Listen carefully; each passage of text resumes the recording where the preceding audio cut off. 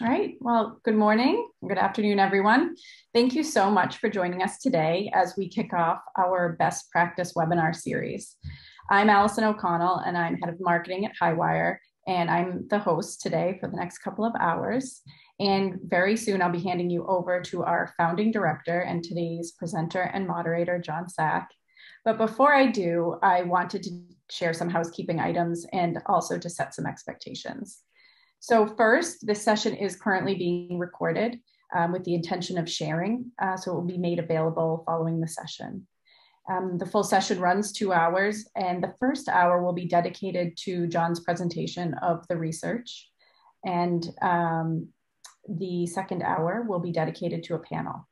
And throughout the whole event, questions from the audience could be asked at any time in the Q&A panel. And we will do our best to pick them up and to fit them in where appropriate. And of course, if we have time, our intention is to also chat more at the end with you using the Q&A or the chat at that time. So also, I wanted to point out that we'll be following up after this session via email to share a link to the video recording and also to a survey for everyone who attended, because we really value your feedback and we would like to use your feedback to optimize future best practice webinar series events. And we also will include some information in that email about our future events, which includes most immediately a webinar called Best Practices for Preprints, which will take place on October 13th at 10 a.m. Eastern Time, and will feature John Inglis from Cold Spring Harbor Lab and BioArchive, and also some invited guest speakers. So stay tuned for that speaking lineup. I think that we'll be hearing from some preprint author service initiatives. So it will be a very interesting and useful webinar as well. And last, on behalf of everyone at Highwire, I just want to say how disappointed we are that we're not able to convene a publishers meeting as a result, of course, of coronavirus.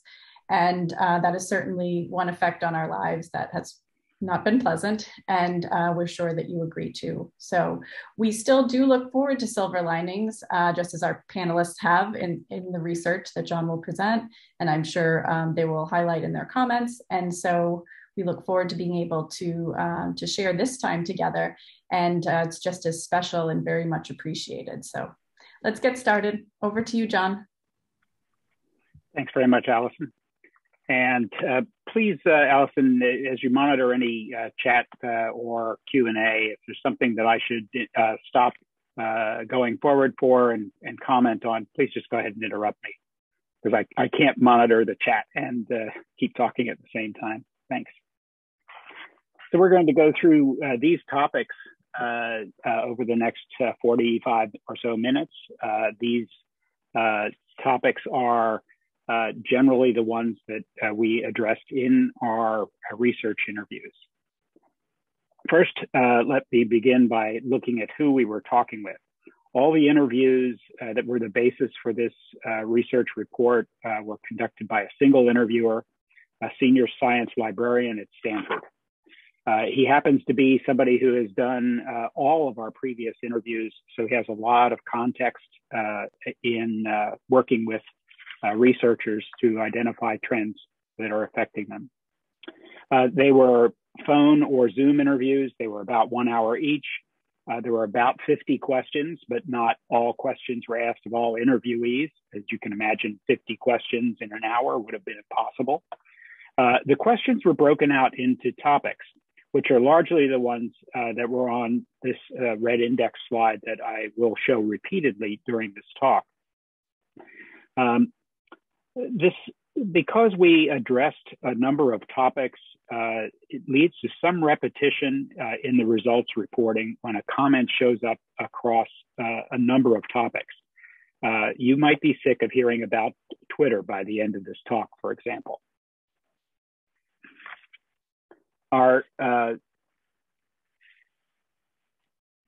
The next topic I wanted to address is something I call fault lines. By this, I mean the things that differentiate our interviewees most from each other. You can probably also imagine that these distinguish them from the colleagues that we didn't interview. What happened to researchers in 2020 and even on into 2021 was a microcosm of what's going on in our society as a whole. As with grocery shopping, some things were simply not accessible, so people had to adapt. How people adapted depended on who they were, sometimes on where they were, what was necessary for them, what was available, and what was unavailable. For researchers, oddly, in some ways, they had something available that they weren't used to having: time. What David Crotty referred to as the researcher's most precious commodity was suddenly more available. Imagine having plenty of time.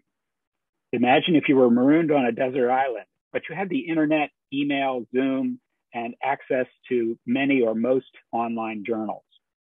So the story of our researchers is, what did they use their time for? The answer depends in large part on these things I call fault lines. These were determinants for how people adapted and reallocated their free time. Perhaps the most obvious of these from our interviews is childcare. For people with young children, their free time wasn't theirs and it wasn't free anymore. But the other fault lines might be less obvious. Early versus mid-career, for example. So I'd put in early career postdocs and assistant professors versus mid-career associate professors and professors. Another fault line where we found was people who run experiments, if you will, wet labs, versus those who process data from wet labs, and then on to the people who devise explanations that fit the data that comes out of the wet and the dry. These folks all had different takes on how they would use time. Now, by headlines, I mean the clear messages from many interviewees. Almost nothing's universal, it turned out.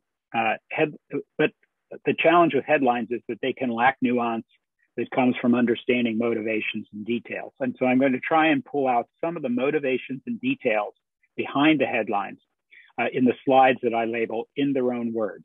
These are going to show up at the start of each section. These will be quotes from the interviewees themselves. And I hope they'll give you a sense of the lives people are leading. Headlines are the items that seem most significant, even if they are not the most surprising.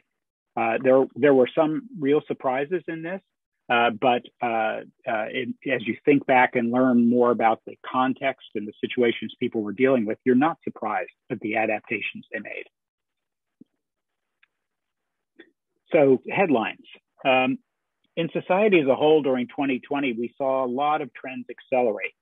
Examples are online shopping, grocery store online shopping and delivery, app-based food delivery, streaming entertainment, telemedicine, online classes for things like cooking and fitness and dance. This happened in research too, unsurprisingly.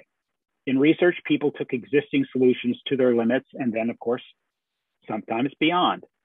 In some cases, we found the limits when we went beyond them, from satisfactory substitutions to unsatisfactory experiences. So, for example, I would say a satisfactory but barely experience was giving my spouse a haircut. An unsatisfactory experience was giving myself a haircut. That was a real challenge. There are a lot of videos out there on how to do this, but I couldn't find any with people wearing glasses, for example. So there were things that we learned sort of by running into the walls. We said, oh, maybe this is taking this thing a little too far. This was certainly the case with virtual conferences. We heard from almost everyone that virtual conferences were good, but they were also missing essential things that people relied on from conferences, and that was interaction. We certainly heard over and over again about Twitter. So I say you might be sick of Twitter by the end of this talk.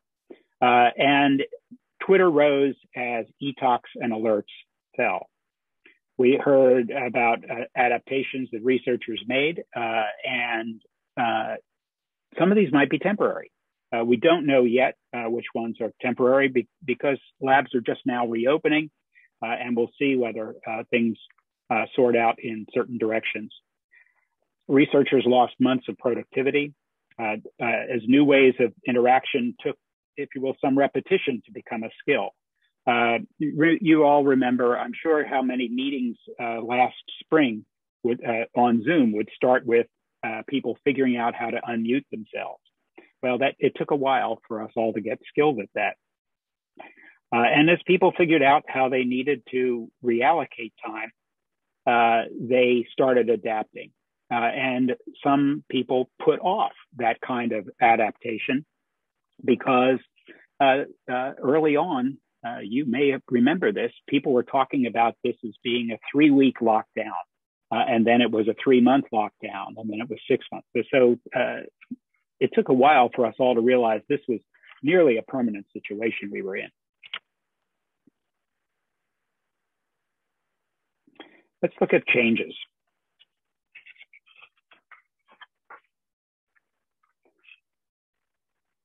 Zoom is clearly a two-edged sword.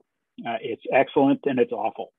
For virtual meetings to serve us well, we may need to find best practices and even shape attendee expectations about what type of meeting this is, what types of interaction will be available. People just basically reported frequently that they were really happy that they could have meetings over Zoom, but disappointed that there wasn't informal kinds of interaction facilitated by that. The interviewee 13 said, I think that some things are better. Certain types of meetings happening over Zoom is great. But then the bad thing is that you don't go to conferences and you don't interact with people in an informal setting. Several interviewees, particularly field and lab scientists, who spent more time reading and writing during the pandemic. As interviewee 5, an assistant professor in geology, stated, if you were primarily lab-based as a researcher, this would be the time to wrap up any publications you have and to refamiliarize yourself with the literature. And it would be interesting to know whether the publishers who are on our panel saw an uptick in submissions of articles from people who are essentially wrapping things up because they had the time to. Because social distancing in labs is still encouraged, researchers use their lab time now for essential activities. Interviewee 25 stated, I think it has let me focus my time. Before I would be in the lab and I would have experiments running, but I would carve out chunks of my day in the lab for reading and writing. Now when I'm in the lab, I'm doing lab work. And then whenever I'm done with lab work, if it's 2 p.m. or even 7 p.m., I'll go home and I'll do my reading and writing there. When asked whether a greater focus on the literature in the past year had been beneficial, interviewee 12 stated, absolutely, it informs many of the things we're doing once we got back into the lab. It's not the same as doing lab research, but it helped us in that it inspired new directions. Researchers saw a sharp decrease in productivity for months until probably around this spring.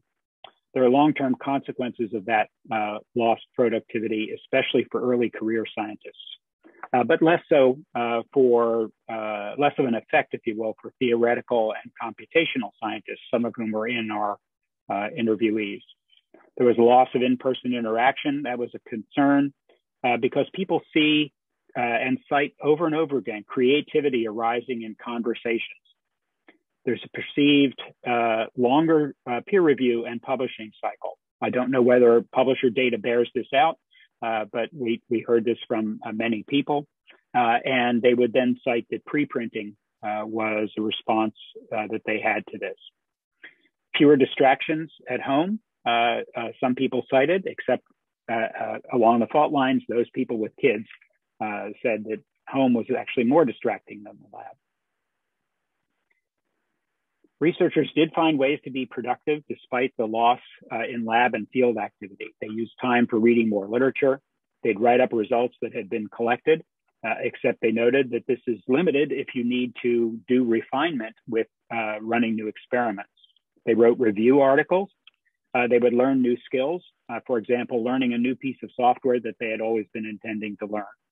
And they cited that Twitter was a response to the loss of interaction.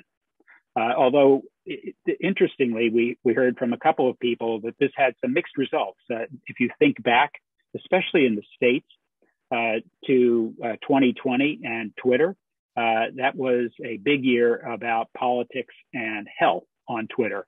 And so sometimes people found it a challenge to filter out that stuff when they were looking for their scientific information in Twitter. I have to call out this slice of life. It was a favorite. Basically, the Researcher Dad of the Year and the Glass Half Full Award goes to an early career paleobotanist who, like many, had children and childcare responsibilities. But when he visited a local park with his child, he was able to collect specimens. He analyzed these at home and developed a publication based on his research. Now that's somebody who's really able to adapt.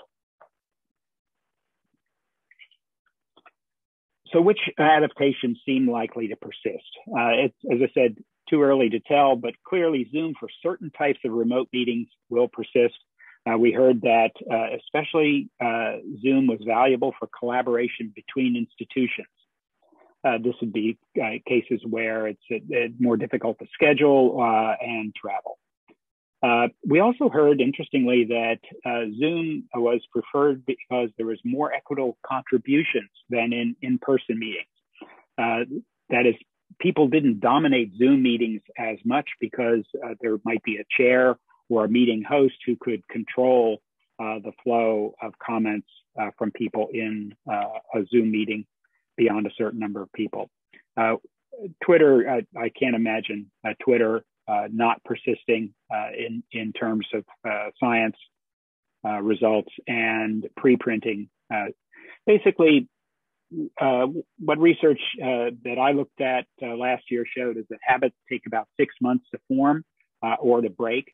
And we've had 18 months of this. So if people have had these habits persisting this long, they probably will persist unless there's a replacement that's much superior coming soon. Now let's look at what people said about publishing. We asked interviewees how they decide where to publish. The first two quotes come from those answers. The biggest factor is the story itself. I think about what audience would appreciate this story. Perhaps a little more surprising was relationships as a reader, a reviewer, and an author that an interviewee had formed with publishers and editors, and how this influences his decisions as an author about publishing in a certain journal. I find that having a personal history of working with particular editors and having had good experiences with those editors steers my decision-making. We then asked about submission of manuscripts and heard about challenging, time-consuming, but admittedly important requirements. Nearly all interviewees agreed that depositing data is good practice, for example. Interviewee 7 stated, "We just did that for a paper. We put online a huge amount of supplementary data, and it took the student, something like 3 weeks to deposit the data, to form the data into supplementary files." We also heard about challenging, time-consuming, but to the interviewees, seemingly unimportant requirements, and we'll cover that later. One unusual thing about our ecosystem, and this leads to the last of these quotes, is that producers and consumers are the same people. So we should consider also that people will like to publish where they like to read, because they're the same people doing both activities. So to understand this final quote, we need to realize that the PDF is central to the reader experience first and every time. And you have to make that reading experience work well for readers who will then become prospective authors.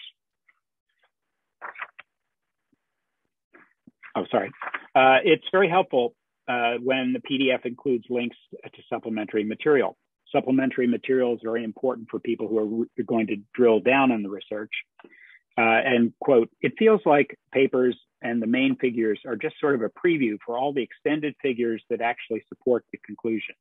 This is not something new, but the PDF persists for several good reasons, including bad design of HTML."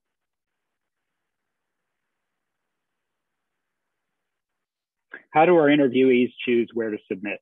Here's what we heard. They first ask themselves which journal will expose the work to the most interested readers.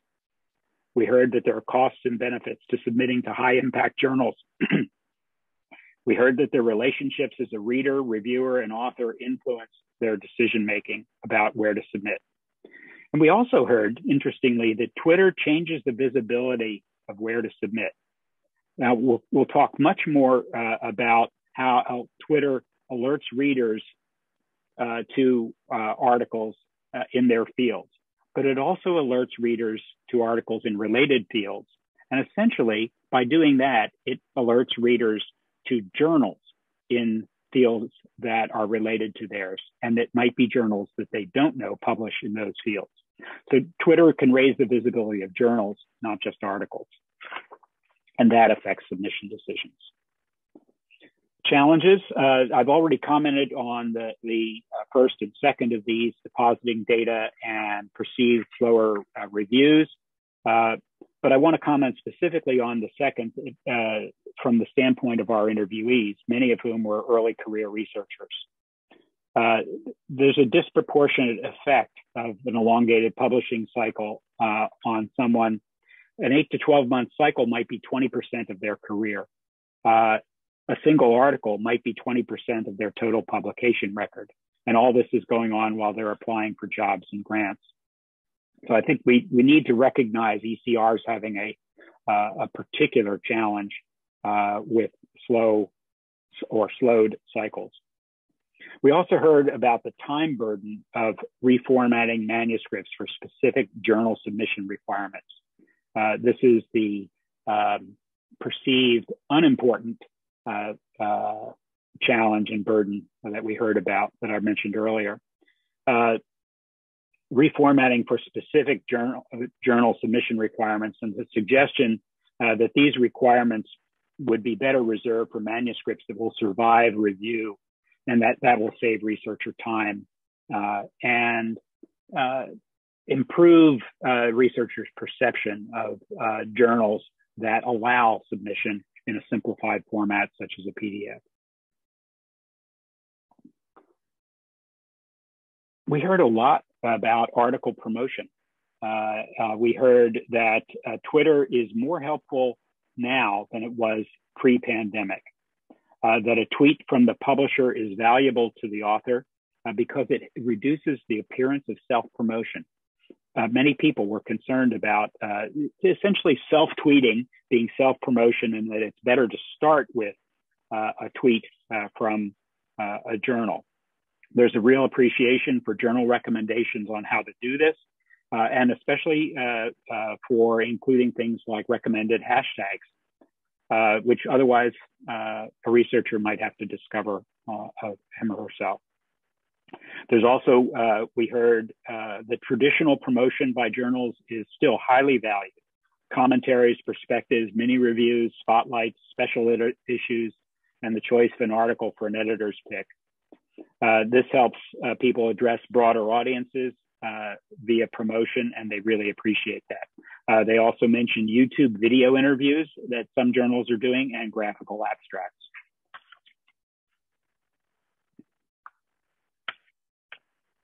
Now on to how read, search, and discover changed. There's less here that changed than we expected. We heard from people in their own words, definitely I spend more time with Twitter. That's the main way I get new literature. However, the use of Twitter by researchers is not universal. Some have just not found it useful while others resist. Interviewee stated, "I am the world's worst millennial and I hate Twitter."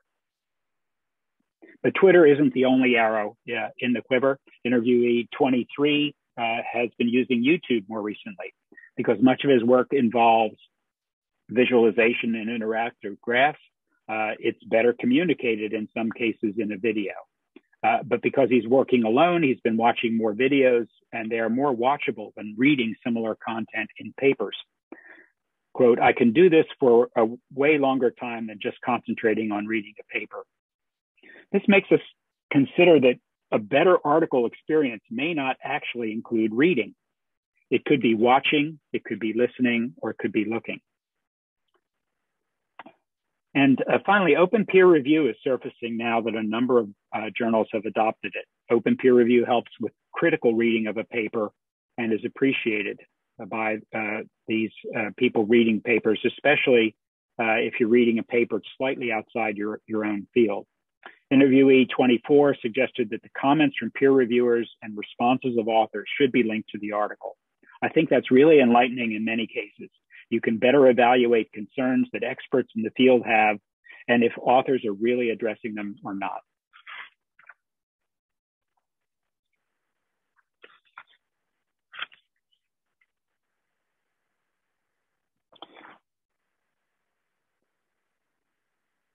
Tweets are faster than alerts. That's the headline here. And why is that? You think, geez, isn't Google really fast?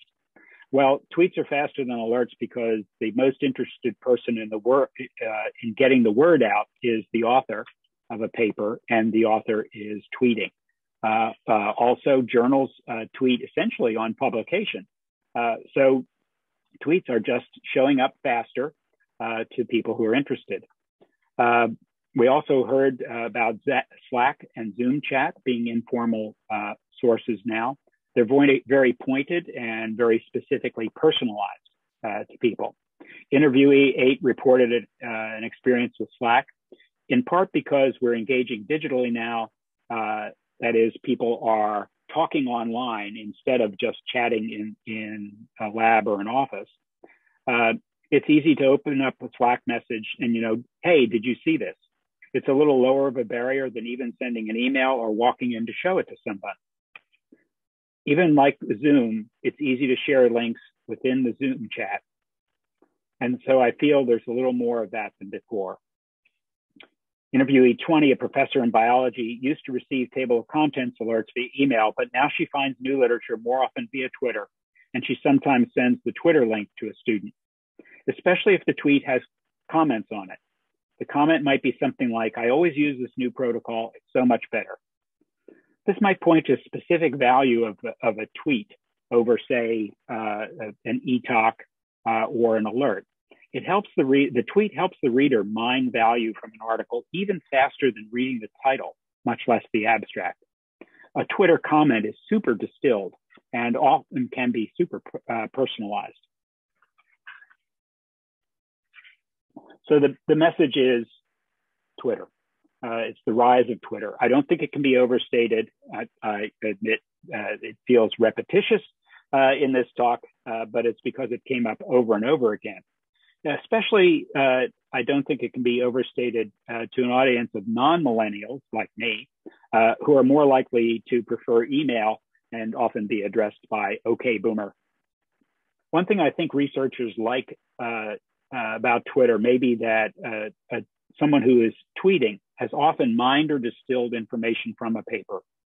So a tweet allows a reader to receive less information, but information that's more targeted to their interests.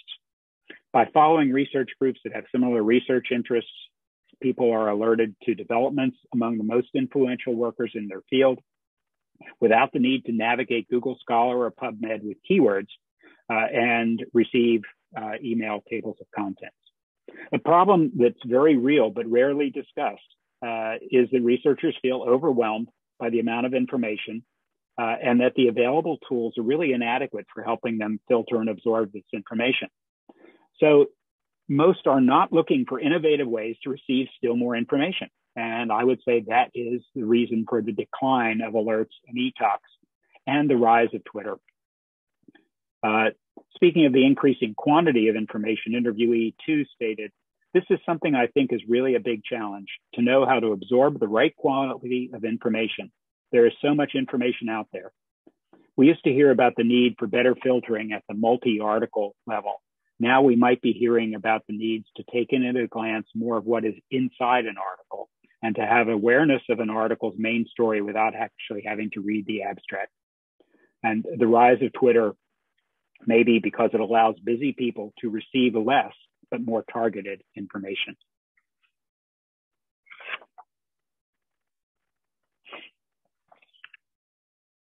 I'd also, let me go back a bit. I'd also say that Twitter matches something about the way researchers interact with other researchers. They follow people and research groups, not keywords and less journals. Links with comments are most valued. Twitter also, let's recognize, has network effects within the field of research. The more researchers who use it, the more useful it is to researchers. On e-talks and alerts, experienced researchers have reported that they've stopped receiving or stopped reading these. And early career researchers never started the habit. They just went to Twitter directly. I've already mentioned link sharing in Slack and Zoom chat. We also heard more than once about use of preprint servers for author and subject alerting. We heard about journal clubs. We asked explicitly about journal clubs. And what we heard is that they've changed little, but they're much more regular, perhaps because people had time. Let's look at conferences and collaboration. Perhaps nothing has changed more than meetings. Interviewee one commented on what works from the speaker's perspective. The most off-putting thing is when I'm giving a talk and everyone's cameras are off. And it's always, and I always like people nodding and showing they understand what I'm talking about. Sometimes I'm like, is anyone listening? Does anyone care? And I put this in here because I think it's important for those of us who host meetings to recognize the speaker experience it's just like the author experience in your journals. And it's something to pay more and more attention to, not just the attendee experience. The explicit information content of a meeting got distilled onto the Zoom platform, but in sort of a broadcast medium. And what got distilled out was the sort of creativity generating Brownian motion of attendees during breaks and sitting, waiting for a talk to start, so on. Quote, I've always considered that one of the most important aspects is to just meet people. In my old group, we used to say that the most important part about a conference is the conference dinner, that you actually sit at a table with a lot of people and you really get to know each other. It's way more important than sitting in a Zoom meeting with 100 people attending a lecture because you could just read those papers. Well, now, separating conferences from other types of collaboration, the conference and meeting experience was really just one source of the creative spark pre-pandemic. Other kinds of collaboration in and across labs also had to be replaced. The thing that I miss most is kind of casual relationships, not people I actively am working with, but the other faculty who sit on my hallway. I don't interact with them as much anymore. Interviewee 23 has not yet found the ideal software to replace in-person meetings in front of a whiteboard. An important part of theory-related work is that you just meet on a whiteboard. You just talk about equations. And even if you just explain to someone else what you're doing, you're reflecting on your own work, and that part is missing at the moment. Electronic lab notebooks have changed the way members of one interviewee's lab work and communicate.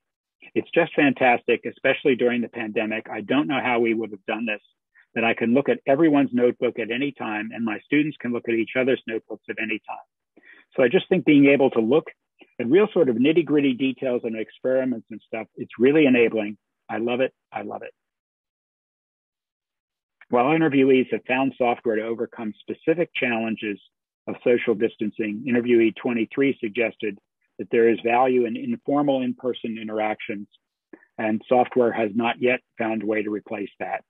One of the challenges is also that you're not in a social network anymore. Everything's virtual, for better or for worse, as speaker, as an attendee. And people did report that they saw some improvements as organizers learned what works. Longer workshops lead to fatigue, so people just don't go to longer workshops. Of course, this is on Zoom. There is preference to see others, not just the speaker, and that there is a challenge in how to have conversations afterwards. Is that in breakout rooms? And basically, people were telling us that Zoom is efficient at sort of the broadcast of one-to-many, speaker to audience, but not entirely effective. And the people universally missed informal one-to-one interaction. And of course, distractions at home especially for people with childcare. One person told us that virtual poster sessions are a disaster because people put a lot of work into them, but they get little feedback. Yet these same things are felt to be very valuable in real life. Twitter. Facebook was never mentioned for research use. And I think that is a change over 5 years ago, where we would sometimes hear people say, oh, yes, I do this on Facebook. Not anymore. Twitter is the tool for communicating with other researchers and for getting new literature alerts. But interestingly, we heard many people reporting that they read Twitter, but fewer reporting that they write tweets. So I think that there's still some sort of asymmetry there that is worth understanding better. Twitter makes sense. You follow people, you follow curated distilled topics via hashtags. You don't have to think of what the keyword is that will cause an article to be retrieved in an alert. And research is like this in being about people and about persistent topics that they investigate. Twitter allows easy generation of breakthrough topics by essentially just minting new hashtags. And that seems to allow people to follow the genesis of new concepts and ideas in science. So Twitter fits like a glove, I think. We also heard that authors emulate what they like in each other's feeds. They tweet a link to a new publication, a non-technical outline, important figures, the research question that was addressed, results, conclusions. Any of these could be distilled into one or just a few tweets. We also heard that journals could help with what I've called here a base tweet that an author can pick up and retweet easily and add his or her own spin on it. Now on to preprints. This slide shows some of the key use cases for preprints: planting a flag, and immediate availability of new information, and generating attention. But there are more use cases. We do put things on ChemArchive kind of early on. I mean, that's like, okay, we're submitting this paper and we want to plant a flag. Make a record that we did this and the date on which we submitted it. It's wonderful. It used to be that when you had a piece of research, you had to wait forever for people to see it. Now you can just immediately get it out there.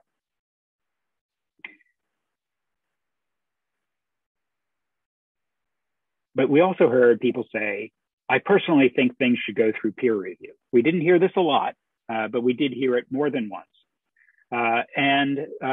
Along with the caution that you need to read preprints more critically. So you do have to be a reviewer and a reader all at once, but you really should be doing the same thing with published papers as well. About half of our interviewees have posted or will post preprints. Most post near the time of submission, and often because they need to mark progress for a grant or an assessment. Preprints are valued for communication speed, for the potential for comments, and appreciation that comments on a preprint could go beyond 2 or 3 reviewers. They're particularly valued by people who are job applicants and grant writers, and recognition that preprinting addresses what our interviewees see as publishing challenges. Longer peer review exacerbated by the pandemic, open access cost, which is really about lack of funding for APCs, and the lack of space for details or speculation that you can put into a preprint, and also valued for scoop protection. People see a simplicity of submission in submitting preprints and say that should be the benchmark that journals strive for in their submission systems. And as I mentioned in the quote, reading preprints outside your area of expertise is a challenge. Okay, if preprints are so good, why doesn't everybody do it all the time? Well, that's because our researchers remain unsure of journal policies on publishing research that has been preprinted. Hard to believe, given how much I know journals have worked to make their policies clear, but still not enough. There's a scoop concern. So this is interesting because it's just the other side of the coin of scoop protection. I can't explain that. Maybe Richard Sever can. There are also community expectations about whether your field does preprinting or not. On comments, people say they're valuable, but few people have actually done comments. They've noted that public comments are very wide-ranging and would be difficult to incorporate into rewriting and revising a manuscript. And there was interesting differentiation between conference comments, which often come from faculty, versus preprint comments, which will come from your peers. Now, just a little bit about open access.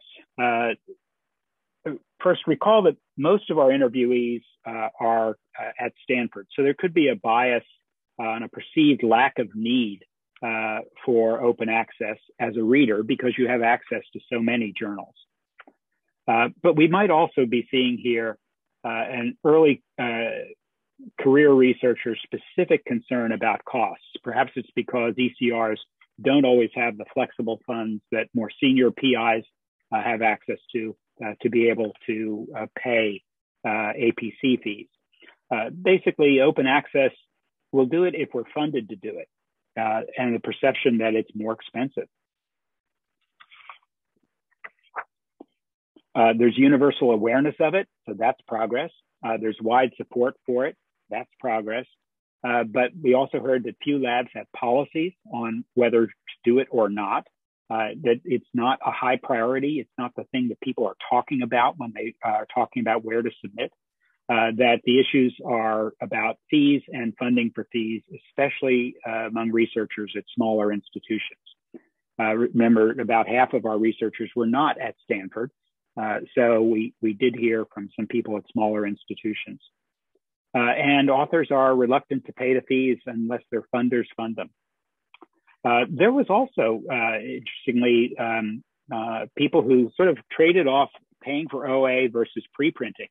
And I know personally I hadn't put the two of those on a scale together, but clearly some people do. And again, people came back to telling us that what they care about is work being seen by the people who will understand its value.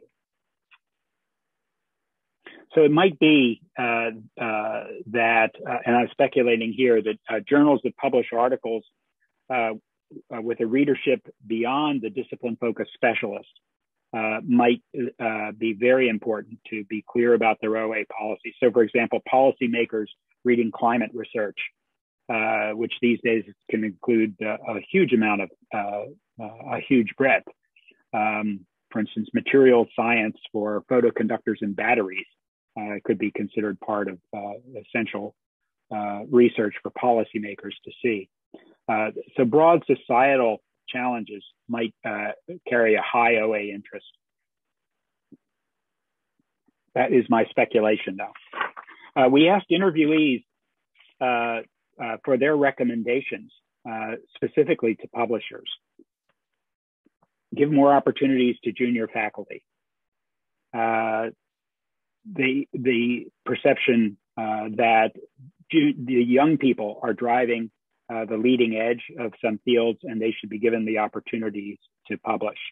It's also quite possible that doing this would be a gateway to the long-lasting relationships that we heard some people say they value with editors at a journal. We also heard that HTML should be rethought. What it's valued for by publishers is not the same as what it's valued for by researchers. Essentially, HTML is seen as distracting when people want to stay focused on a streamlined view, and they go to the PDF now for that. We heard about manuscript submission systems being burdensome. People, why can't we just upload a PDF? Again, like a preprint server. We have to enter metadata that are in the paper. We have to format the paper for publication according to the journal's specific rules, even before it's accepted. Preprint servers do a better job in ease of submission. I know that some journals have actually taken up this challenge and have policy they call format neutral submissions. And I think that goes some ways toward this. And then some journals have strict guidelines that make you less enthused to submit there or publish there. You just get so sick of the paper by having to incorporate responses and go over and over with burdensome submission checklists. So interviewees recommended relaxing requirements for submission, providing assistance for promotion of work, for instance, providing tweets to retweet, help with infographics, help with non-technical summaries, giving more opportunity to early career researchers. There is one person mentioned a perceived bias toward established authors. It'd be interesting to know if that's been studied. Addressing speed of publication, because this is a particular concern for early career researchers. Limiting reviewer recommendations for added experiments. Limiting, as one person said, only when science is incomplete without them. And making peer review a more transparent and collaborative process. And finally, cleaning up HTML if you want researchers to actually use it for reading. Highwire's recommendations, somewhat repetitious, that consider raising your Twitter game. We heard praise for one journal's efforts to develop non-specialist virtual seminars and support authors' efforts to promote articles. Simplify submissions with format neutral submissions. If you don't already allow a submission to flow from a preprint server, consider allowing that. Perhaps consider pre-submission checklist badges, sort of like pre-flighting in the digital production workflow. I think of it as sort of like pre-qualifying for a mortgage loan. You get the checklist part of the process out of the critical timeline. Build relationships with authors for future authors. Up your HTML game by simplifying the HTML, and take a look at your virtual conferences, and perhaps we can develop a best practices webinar around what people have found works in workshops and seminars. Finally, before we go to the panel, I just wanted to mention that some new research just came out in the last few days from CNI, and I think this has to do with how researchers have adapted. I think societies, if you are a society-based publisher or community-based publisher, you might want to pick this up and start reading, especially around page 6. And that old research, the most recent readership research we did at Highwire is still valuable and largely true. So we'll now head over to the panel and our panelists. There are 3 discussants who will pose questions to the panelists, to the other panelists who are themselves part of the research group of interviewees, 5 of them.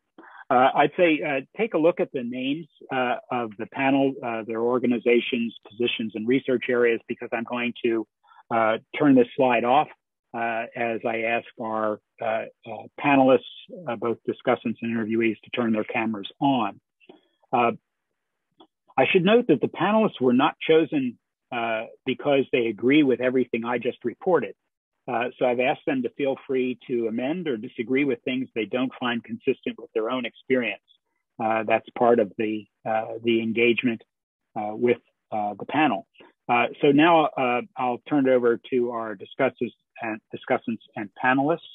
We'll begin the questions for the panelists with Claire Moulton. So over to you, Claire. Thank you, John. So thank you again to the panelists for coming along and joining us on this. I'm going to start with picking up some of John's comments about open access. And so there are a lot of publishers putting a lot of effort into open access publishing. And the survey suggests that from an author point of view, it's not really a priority, especially if there's the payment of a fee. So I think that my questions, I'm going to start with Danielle, if you don't mind, and then just remind the panelists if they want to put their hand up if they have something that they'd like to say. But my questions are, if the fee was out of the equation, does that really increase the enthusiasm for open access publishing? And secondly, are you aware of some of the publisher-led initiatives around things like read and publish agreements that aim to take away the fee to make it easier for authors to publish open access? So Danielle, do you want to start us off? Sure. Thank you, Claire. I was not aware of those agreements that can help with the fee. So that's helpful to be aware of now. But I don't think that removing the fee helps me push towards open access. For me, the cases when I would want to publish open access is if a funding agency requires it. So I prefer the other set of journals just because that's what I'm more familiar with. I think as there's a rise in the open access journals, perhaps my opinion will change, but I know they've been around since I've been a graduate student or earlier, so that hasn't changed yet. So for me, it's really just if there's a requirement from the funding agency, then I will do it. Ava? Yeah, so I mean, I guess just to follow up on that, I'm not sure if we're talking about open access journals or the process of open access more generally, because I would say I strongly support the idea of open access generally. And I think something that came up in the slides is that, especially those of us who are privileged to be at universities where we effectively have open access through our universities are like, well, everybody who I want to read this has this access. And I think we forget that there are sort of like this also generates a have and have not situation where some people don't have ready access, or I'm thinking about people in other countries who aren't paying, whose libraries don't have these resources. And so I think in that regard, for me, I really think open access is important and something we should be strongly thinking about. I will also say that as a new investigator and someone who's like hoping to get funding, when the price point is sometimes pretty high, like, thousands of dollars, it's hard for me to feel like that's a good use of money if publishing open access is sort of trading off in my mind between being able to support my graduate student for the summer.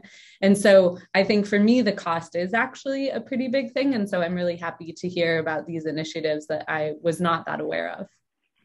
And as you say, they are often around non-traditionally open access journals introducing open access. Roman? Yeah, also just to add to this comment, I was in Argentina for a couple of months for a research project, and it was actually the first time that a lot of students and PhD students around me were just constantly talking about open access because the universities couldn't afford the fees. And so PhD students were just forced to either use open access or somehow get access to the journals otherwise they couldn't pursue the research. And this was actually, for me, the time when I really started thinking about it and tried to push towards this. And Richard, you had a comment as a discussant. You're on mute, Richard. Unmute. Sorry, I just wanted to, it's interesting to me, and I'm interested for the perspective of the panelists and the discussants here about, you pose a question about open access, Claire, and mention read and publish, etc. But it's interesting the extent to which discussions about open access with researchers have immediately kind of point to the notion that open access is something that you have to pay for. And of course, we will know, for those of us who've been around for years and years, that there are a number of different routes. The paying for the article is the gold open access. There are a small number of journals for which you don't have to pay. And then there's a very large number of journals that allow you to essentially archive the author manuscript. This was the basis for the NIH policy. We have proposed that, a real end around on this is just to post a preprint beforehand. So I'm kind of interested to hear the conversation focusing on the for fee aspect and whether or not you consider, oh, well, I'm, as Ava said, it's really important to me, but I worry about the money, but there's all these other routes and whether or not those factor in. That's a good point, and they're very geographical in nature as well. So you have countries that are focused on one or the other. Benjamin, should we go to you? Sure. So just to sort of riff on Richard's comment. So I prefer to publish open access, but it's not like a deal breaker for me. And because I consider that posting a submission or even post-revision preprint and having it up on PubMed 6 months later is sort of acceptable for me in terms of access to people all around the world, even at sort of resource-limited institutions. So that's sort of a decision that I'm comfortable with as an option, even though I do prefer to publish open access and will pay the fee if I have funds. Yeah, so preprint equals open access too. Okay, if none of the other panelists want to comment, I'm going to pass on to Michelle for the next question. Okay, thank you, Claire. Just going to the open access section of the presentation, somebody said that they typically look at the overall impact and not just the impact factor of a journal. I was wondering if you could tell me about what overall impact means to you. And could I maybe ask Sammy? Yeah, I don't know. I'm personally I go to journals that I've seen, like I often go to a journal where papers I'm referencing in that certain paper have been publishing. That's the way I kind of pick my journals sometimes. But like my overall impact, I work really hard to share my research on Twitter. I send it to people who I think might like it. I do put it on Facebook to certain groups that I think would get something out of it. So my impact is in terms of how much I share it and how much it's shared around. So I'm not big on high impact per se. I'm not ever thinking, okay, what's my next Nature paper? I'm thinking of how can I get it out to the people that are actually going to benefit from this paper. Great.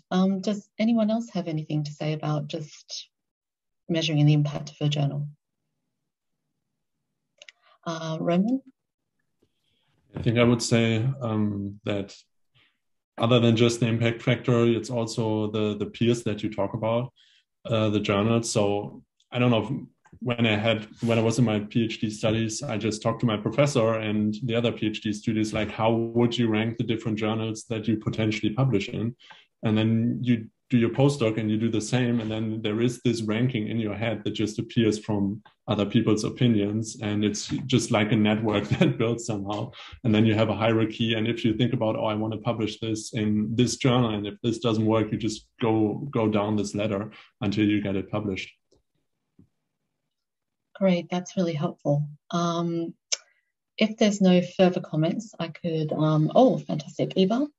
Sorry, I guess I would just add something which I think sort of combines some of what's been said, which is that, you know, a big thing for me is that I think about, well, who do I want to read this paper? And so like, who's the audience of this journal? But I think that that has also really shifted with our ability to advertise for ourselves on places like Twitter, right? And so now it used to be like, well, who's going to pick up this journal, right? But now it's more like, well, maybe that matters a bit less, because as long as I get it out there in a journal that I think is a good journal, I can like reach the people that I want to reach in other ways, sort of as Sammy said. So I think that's perhaps an interesting shift to think about, and a reason perhaps that journals should think about, you know, what are they doing social media wise, because people are using that to find articles rather, I think, than sort of skimming table of, I mean, I still do that, but I think it's just, we're all shifting towards being fed things on Twitter or Facebook or what have you. That's really helpful. Danielle? Yeah, I'll echo that sentiment of, you know, this idea of how can I get what I'm working on out to more people faster. So one thing I may consider as a trade-off from, you know, impact factor, the number, is also just how quickly a journal is known for publishing. There are some that have very high impact factors that take forever to get through the publishing process, whereas there are others that are still really reputable journals in my field that can turn things around in just a few weeks. So that will also sometimes factor into my decision. Brilliant. And Sammy? Yeah, I just added to that. I also will go on picking when the review process is really smooth and there's a lot of communication. I factor that in a lot. Like Frontiers, I really like. I've gone there a few times now because it's so open and quick, and there's like a discussion between the reviewers and the authors, and I really appreciate that, as well as the fact that their reviewer names get published next to the paper, because I think it holds people more accountable to what they're saying to you, which I've really enjoyed in the past. Wonderful. And Richard?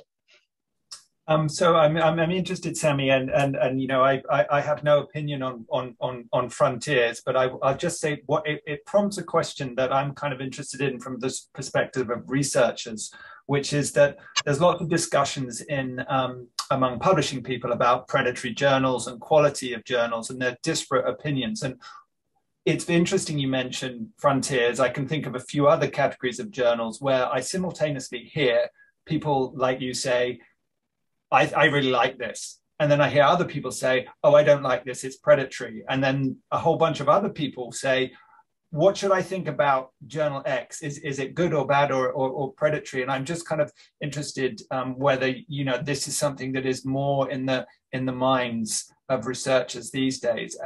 You know, what is the provenance of this journal? Should I trust it? Are there things that I should worry about it because I'm hearing all this stuff about predatory journals? And, you know, sort of following on for that, one of the things that I think a lot of us in the sort of publishing community are realizing is that we thought of, you know, the very name of predatory journals suggests that there's all these innocent academics who are being preyed upon, but actually it begins to look like the reality is a little different. And this is sort of, you know, symbiotic or something like this. And that these, a lot of the time, these journals are populated by people who know very much the limitations of the peer review process. So I'm kind of interested just in what you, I mean, I'll go back to you, Sammy, because you brought that particular organization up. And as I say, I don't know anything about them, but I'm interested, you know, in that context, what you think on this kind of quality issue. And anyway. Yeah, it's a good question. I get like a bit of both sides from Frontiers because like I'm on their like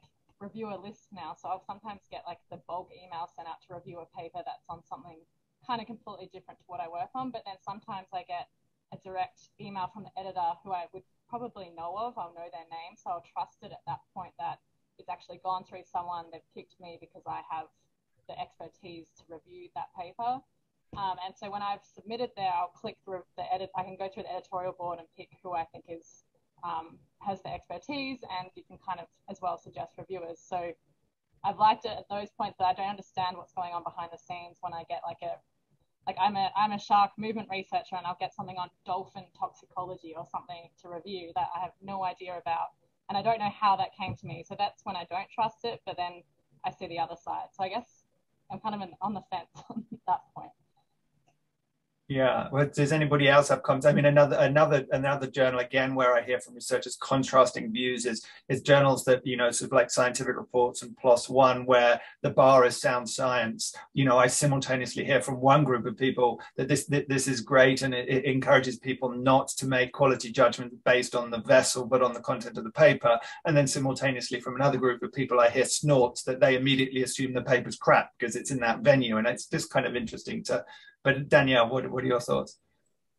Yeah, I mean, I'll just share that the exact conversation that you discussed and the not being sure of how reputable a journal is, like definitely runs around my circles of friends. I have a group chat with other assistant professors where someone asked like, oh, is XXX a predatory journal? And someone was like, well, I'm on, you know, one of this publishers' other journals as their, you know, editorial board. So at least mine is okay, but I don't know about that one. So just to give an anecdote there, it's definitely happening. And it's hard as a researcher to judge without having that broader network of trust that Sammy mentions and those personal interactions and that targeted selection of whether a match fits you as a reviewer or as an author. I'm going to just jump in with a question that's come through from through the Q&A from one of the attendees. So you mentioned the idea, Sammy, of the articles having the reviewer name published alongside them. And the question is to you as peer reviewers yourselves, how do you feel about the open peer review and being named as the peer reviewer of an article?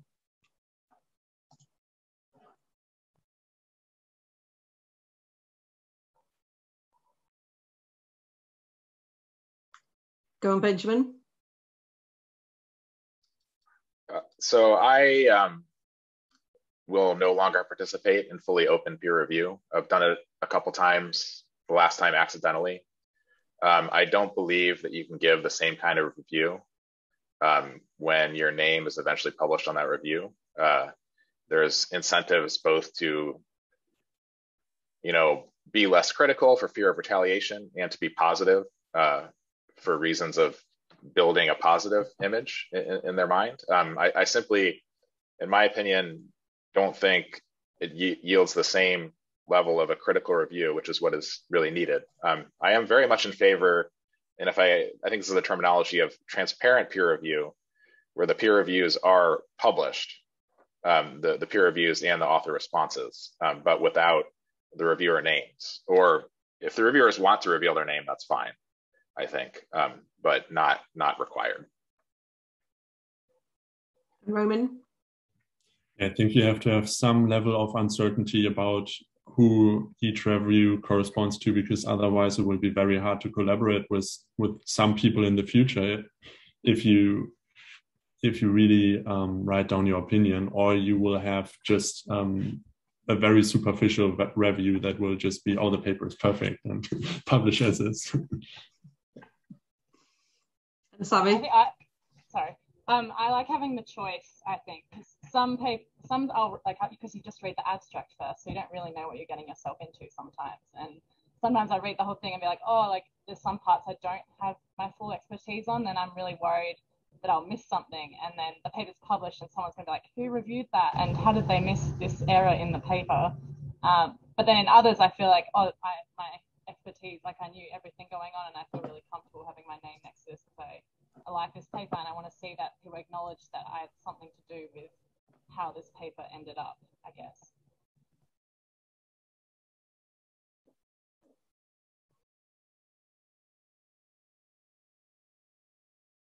Benjamin? Actually, I just wanted to circle back quickly to the Frontiers question. Is Frontiers a reputable journal or not? So certainly Frontiers is like a platform with kind of many journals and areas, and there are many reputable papers and some that probably aren't great.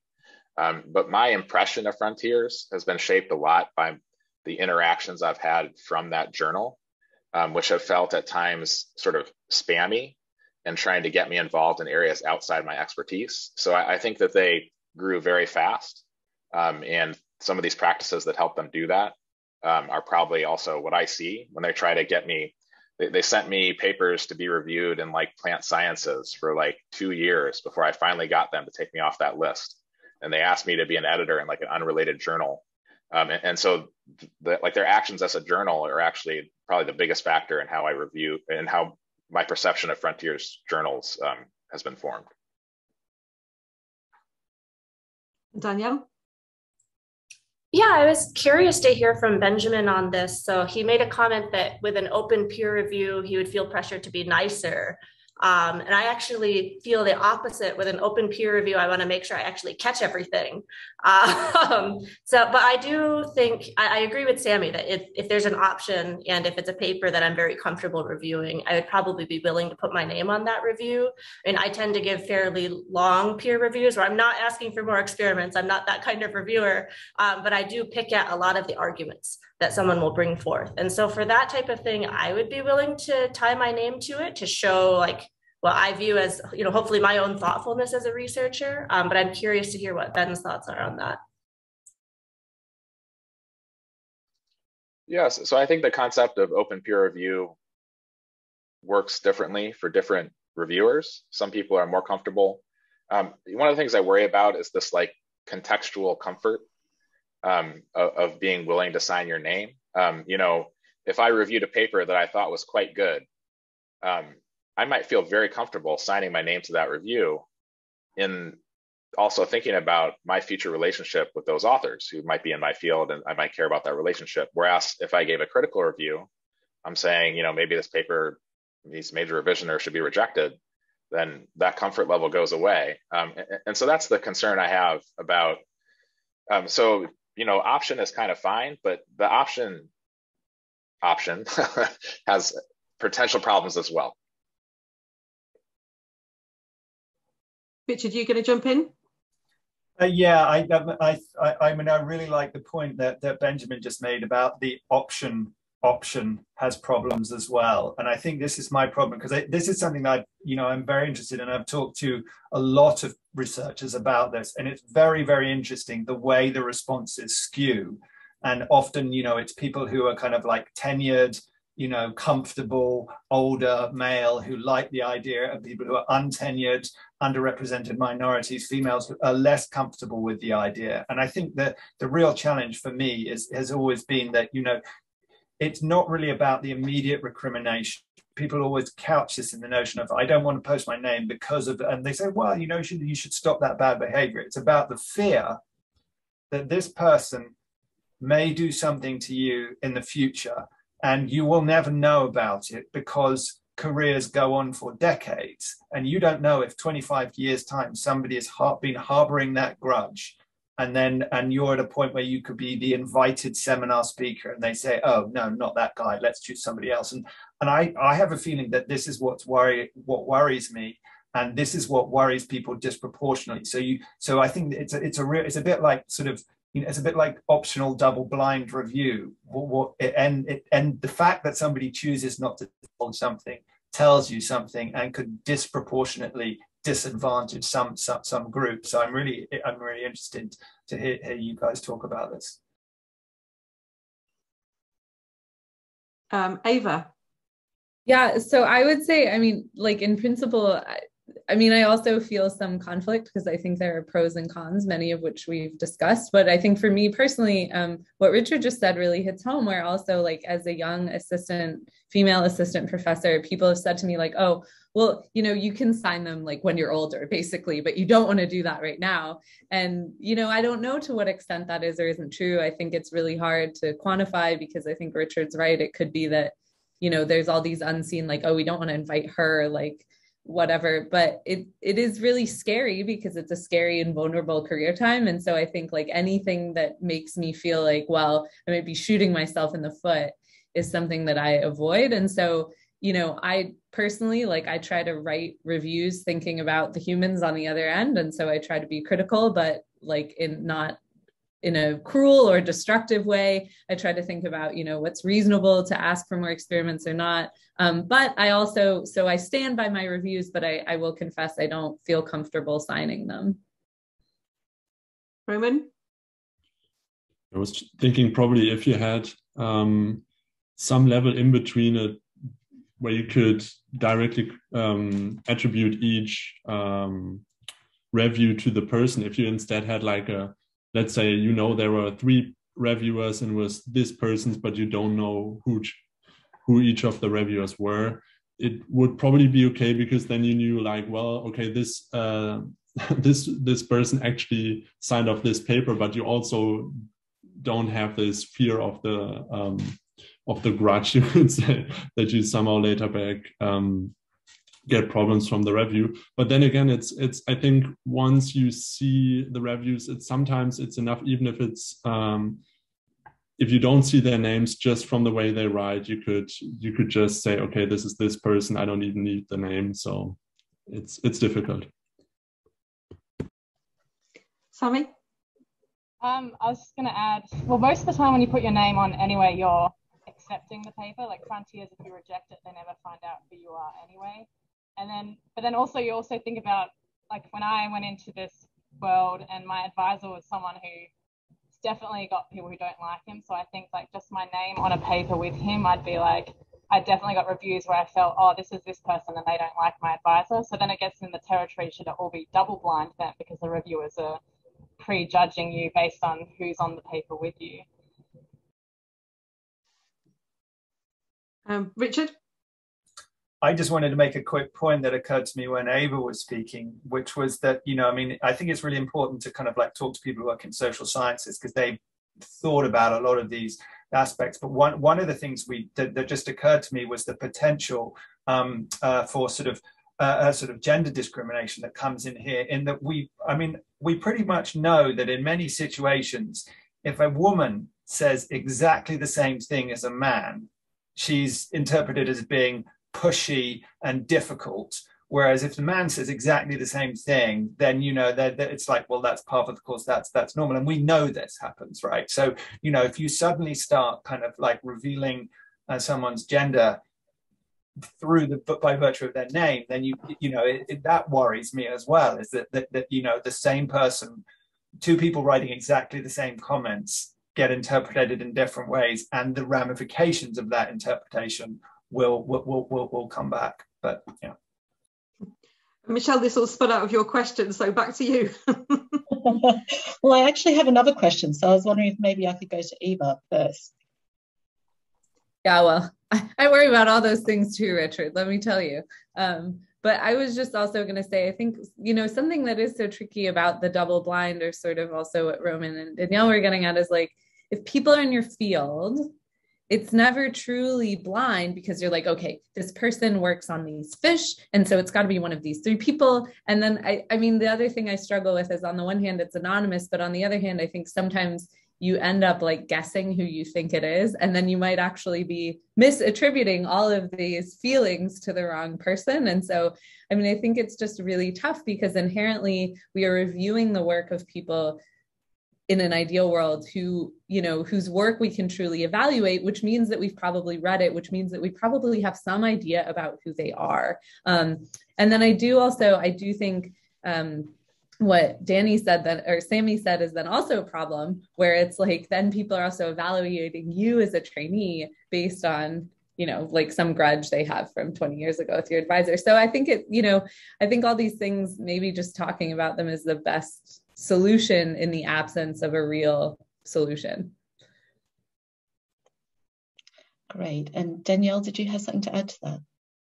Yeah, I just saw there was a comment that was very relevant that came in, or a question about, as authors, have we ever held grudges against named reviewers? I just wanted to add to that, where like sometimes, yes, I've had a reviewer that wasn't named, but it was very obvious who they were, because they wanted 5 of their papers to be referenced in a review article that I was writing. So in that case, I definitely like gave an eye roll. And so I think it's interesting, there are ways to name yourself or not name yourself in anonymous peer review. And it's just something that I wanted to add to that discussion. Great. And we also, I just realized I've still got my hand up.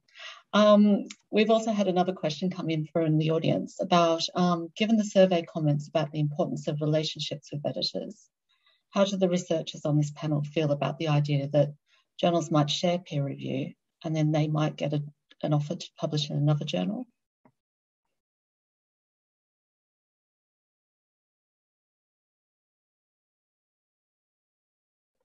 Danielle? Yeah, I think this question is referring to like transfer, if a journal does not want to take the paper based on the peer reviews, but is willing to transfer it to another journal. That's how I'm interpreting this question. And in that case, it can be really helpful to expedite the peer review process at a second journal. If the second journal knows who the reviewers were, if the quality is appropriate for their scope, I'm fully supportive of that. That's great. I believe I was meant to throw to Richard at some point, wasn't I? Yeah, I think it. Well, I mean, wanted to sort of bring us sort of back specifically to the pandemic experience. And one of the things that was interesting in John's presentation, and he apologized for it, and I'll apologize for it as well, is talking constantly about Twitter if it's something that people don't think is relevant.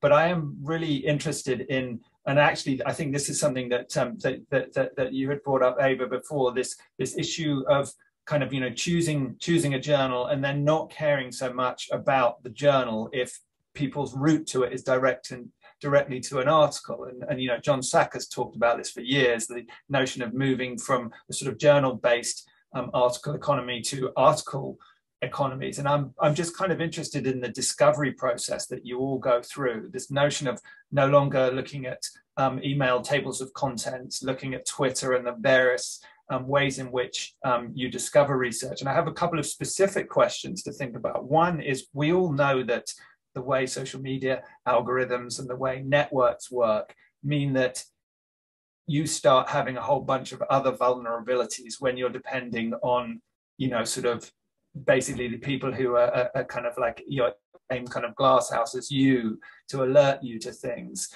And sort of simultaneously, we've wondered for years how to get the kind of serendipitous article discovery. So at the minute that you only use search terms for, the 3 things you work on, you're only ever going to read those things in that field? And does this become worse as a consequence? Because the good thing about the email table of contents or something like that was that you'd see the article in below the one you wanted to read and go, oh, I don't work on that, but that looks interesting. And so I'll start with Danielle. Do you think that you're getting more focused, but as a necessarily more narrow in your discovery because of this kind of things like Twitter and new approaches to article discovery?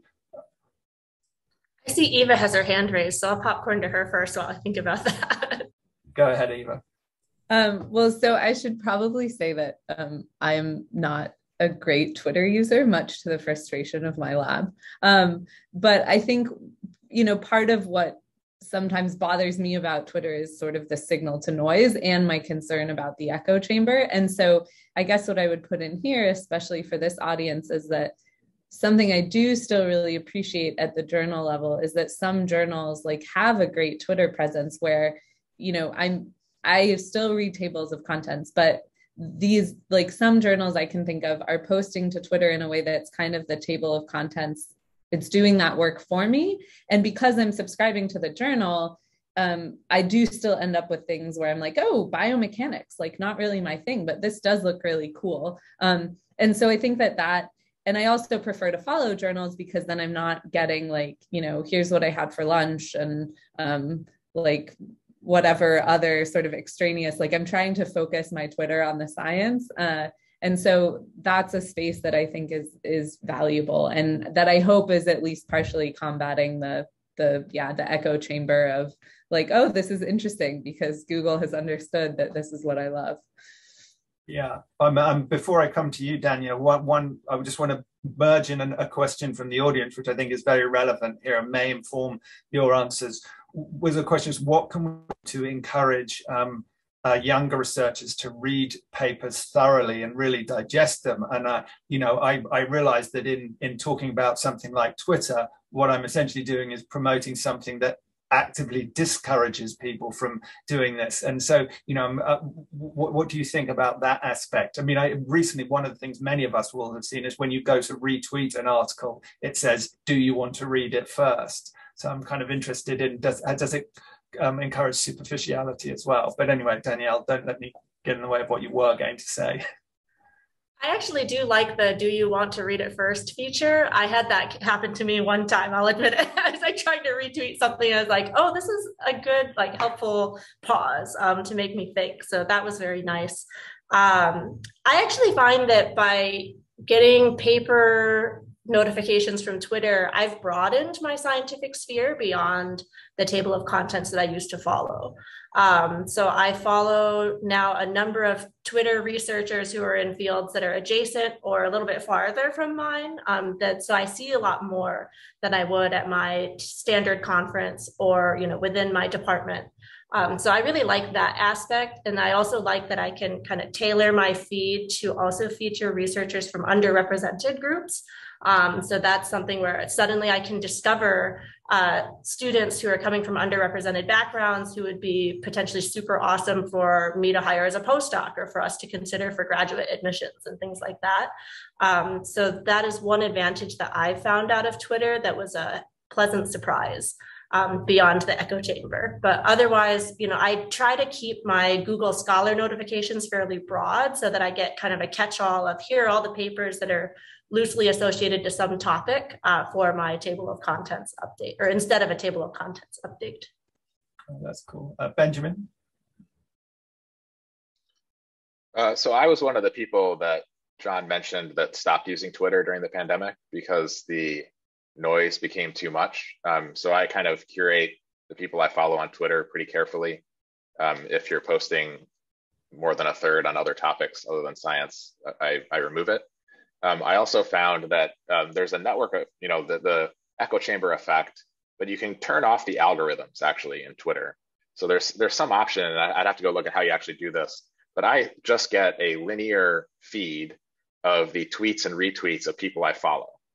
And so by default, Twitter does something more complex where you get these algorithmic suggestions inserted into the feed. And so I did not find that useful. It really made things worse, in my opinion. It inserted all these other non-scientific topics all the time. So there is this option out there to just get the tweets of the people you follow and that only. And so that's a nice option to have. Yeah, I know. I would concur. I mean, and I would give an advert for TweetDeck. That's what I use, where the default is chronological order. I still have some concerns in that I don't have the algorithm, but the kind of the rich get richer effect of people with large numbers of followers means that I worry slightly that I get an echo chamber despite that. But yeah, but I think you're totally right. Sammy?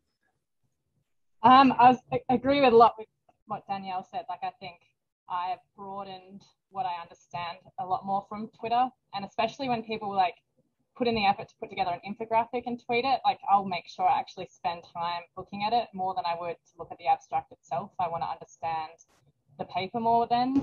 And I also have a really wide Google Scholar alert, but usually I've seen everything by the time it comes through on Twitter itself. And then in terms of when I actually read the full paper itself, I think it's, if I actually have time is the big one, but if I'm actually writing and something new comes out at the time that I'm actually writing my discussion, I'd be like, okay, I should read this full paper right now, but that's very biased to what I'm doing at the time and how much time I have available. Ava? Yeah, so I guess I want to zoom out for a minute because this is sort of like an existential problem that I struggle with, which is that there's just so much stuff these days, right? And so I think the digital age has fundamentally shifted from where it was like, it's Friday, I'm going to go to the library and look at the 10 journals that I look at, and that's my access to publications. And now, like, the sheer volume of things is so great that, I mean, something I worry about is like, yeah, am I always being superficial? But like, should I be doing that? Or should I be trying to read really in depth, knowing that then I will much more narrow sort of the number of items that I can look at? And so I think what I end up doing is exactly what Sammy said. And I would say this is what a lot of people I know also do, is that you're sort of like perusing all the time. And then when you go to write something, suddenly you like dive really deep and read really carefully. But I guess I'm curious to hear how other people deal with this, because for me, it feels like this just like, I don't know how to kind of optimize in just the wealth of information that we have these days. Yeah, I think there's always a filter problem. I guess I would just point out that ever since the invention of the printing press, I mean, literally almost after the invention of the printing press, there are immediately people writing articles about information overload, and there's too much of this. And it sort of happens every 50 years, somebody claims that there's a massive change in technology that is now creating so much information nobody can filter it. But your general point is well made, certainly. Michelle, did you want to jump in? I just have a question that's come through, and we've talked a lot about Twitter as we expected, and someone's also mentioned Google Scholar, but what other channels do you use to actually find articles or find journals to publish in? Roman? Yeah, I still wanted to respond to this wealth of information question or just this comment, because I also definitely feel this, and I'm always in the struggle of isolating myself from all this information that is constantly coming in, also the stress that it's causing, because you think, oh, there seem to be so many people working on all these things. I hope I don't get scooped with the things I'm working on. And it's really hard to sometimes stay patient and focus on this project you want to push on while you're in this struggle that all this information is coming in. And yeah, this also goes back to this comment of what magazines could do to get people to actually sit down and read the papers. I feel like for me, it's very hard to find the moments where I actually have the patience and to really focus on reading a paper thoroughly. I really have to manage myself to get into this mood, I would say. And yeah, I think the system would just have to slow down somehow, and it's not just the magazines that can control this. Yeah, well, I think that stress is pretty universal. I remember about sort of 20 years ago talking to a Nobel Prize winner who sort of quietly conceded to me that he would weekly go to the library and open journals, and he said, hoping that there was nothing in the table of contents that was relevant to his work. So I think, I think you're in good company there, Benjamin. So I just wanted to respond to this question about what other channels to use when finding articles to publish in or journals to publish in. And so I do not use Twitter in any real way to find journals to publish in. So, where I find or decide to publish is based on where I've seen work that I respect that's related published. And that's probably the factor. So to some degree, there's also a real person recommendations that plays a role. But just because I see a bunch of Twitter articles from a journal that come into my feed, if I don't go and read and decide that I respect those publications, it doesn't influence me to publish in that journal. So it's a more in-depth relationship when deciding, where you want to go publish in some sense. Danielle? Yeah, to follow up on how to find journals to publish in, one of the things that I've discovered and enjoy now as an early career researcher is special issues. So I think invitations to publish in a special issue is really nice for our group because it puts some pressure on my new graduate students to have a deadline for whatever they're working on. But it also gives me a little bit more trust in that publishing process, that there's some guest editor who will help co-handle my paper, who will handle it respectfully if I'm not really familiar with this particular journal, and they'll give me a little bit more confidence to submit and publish with them. Ava? So I totally agree with what's been said, but I would also add that, even with all the technology, word of mouth still matters, right? And so definitely I have journals where I see people publish there and I respect them, but somebody will say to me, oh my gosh, I just published in X and I had such a good experience, everything was smooth, and those kinds of things also, then I might think, oh, I should, consider them, or I should look into that. So I do think that there is still something to be said for kind of having a reputation, which maybe also circles back to our previous conversation about predatory journals, where people still talk and they talk about their experiences and perceptions. And I think this is how we build, as Roman said, sort of this internal hierarchy in our minds, or collections of ideas about different journals.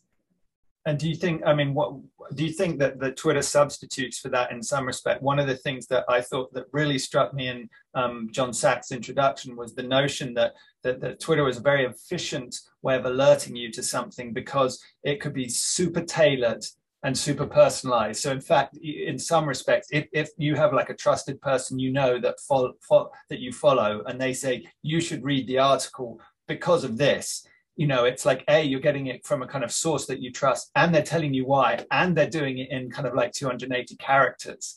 That seems, in some respects, that specific Twitter use felt to me very much like what one gets from word of mouth when you're sitting in the coffee room with a lab and somebody goes, oh, there's this great paper on X, and you're like, okay, well, I've got 50 e-talks in front of me, loads of alerts, but I'm going to go read that paper because that individual told me. Claire, I think we're about to cycle back to you. Okay, then I'm going to switch back to the topic of preprints, but I think factoring in this idea of peer review, which we've been talking about, which is, so we've talked about preprints being a quick way to get the work out, and then later in the slower journal publication. And so I'm interested in your personal experiences of getting comments on your preprints, and whether you feel that there's a future where the peer review is actually carried out on the preprints before they go to journals, or whether you think that that's absolutely still the remit of a journal to do the formal peer review. Does anyone have any thoughts on preprints and that, Benjamin? That's the key of what journals do, is they manage the peer review process. There's also kind of the formatting things, but no one reviews preprints. Not no one, but just being hyperbolic. You put it out there, you might get a couple comments on Twitter. There are these rare cases where people actually post a review on preprints, which is cool. But unless there's some structure that makes people responsible for reviewing a preprint, it's just not going to happen for like 95% of all papers. So I mean, that's kind of the killer app of journals, right?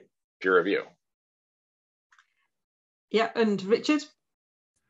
Yeah, I mean, I would just comment on that. I think you're absolutely right, and your 95% is a very accurate number. I guess the thing is that we probably need to do is just think more broadly. I mean, peer review serves a variety of functions, one of which is providing context, one of which is sort of, formally evaluating the research for the purposes of someone else. Sometimes it's a question of just a filtration. And so I think, I mean, one of the things that we learned when we surveyed bioarchive authors was, and obviously it's biased because it's the bioarchive authors, but something like 40% of them said they got private feedback via email. So I think there's also this cultural shift. I mean, we all know that there are papers that come out that are preprints or journal articles, and there are loads of conversations that happen in coffee rooms between people. We know that there's loads and loads and loads of discussion of many papers on Twitter, which we don't think of as peer review, and probably 90% of that is not substantial enough.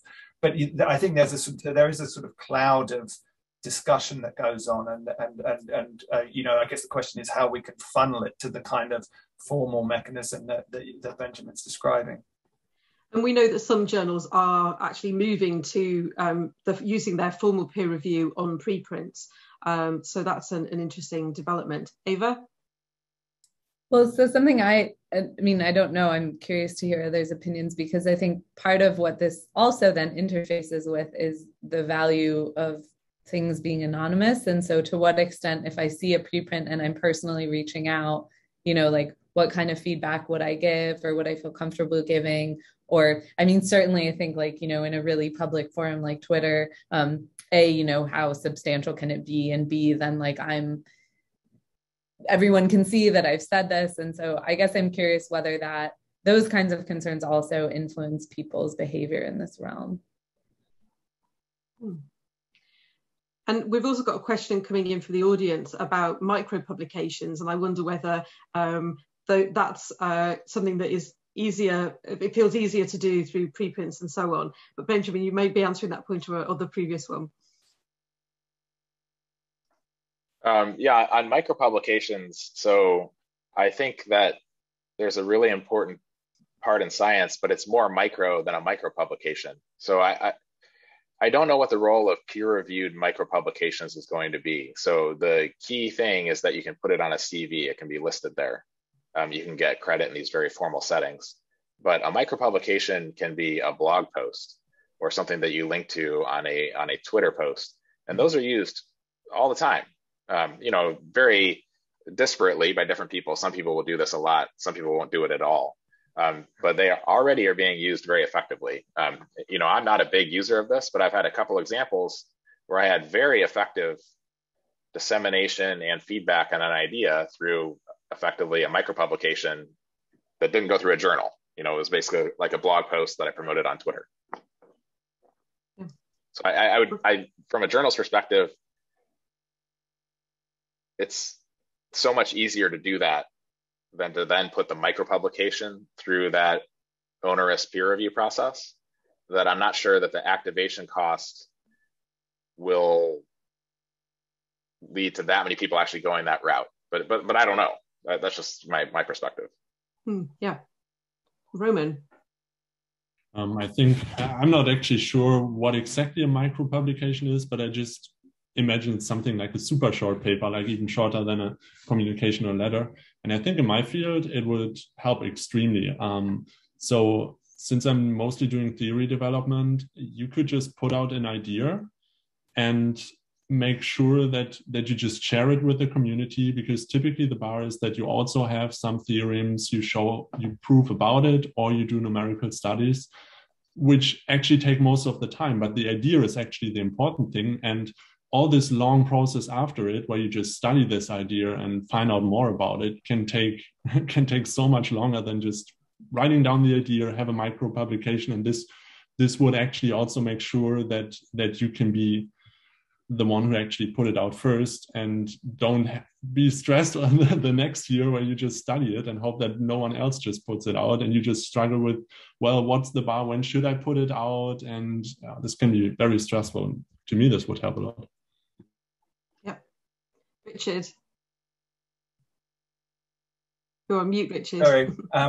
Yeah, I mean, I just really wanted to appreciate Benjamin and Roman's answers to that, because I feel that my problem with micropublications is that I think this is a sort of an obsession among publishing types who constantly talk about it. And then when you talk to researchers, actual researchers, they either are not very interested at all, or sort of say, what are they, what do they mean, or actually come up with the types of things that Roman and Benjamin talked about, which are slightly different. And we always need to remember that actually, most of the time when I hear a lot of people talk about the sort of traditional notion of a micropublication, they talk about a very small paper, and I say, so you mean like one of those things that appears in Nature or Science? And then they sort of say yes. So, you know, I mean, I think it's important to think about these other types of output, like ideas, non-traditional, the sorts of things that might go up on Medium. And of course, that's what the web's for. And we shouldn't trying to sort of kind of create this additional category of object that we shoehorn into journals seems a bit needless sometimes. Yeah, agreed.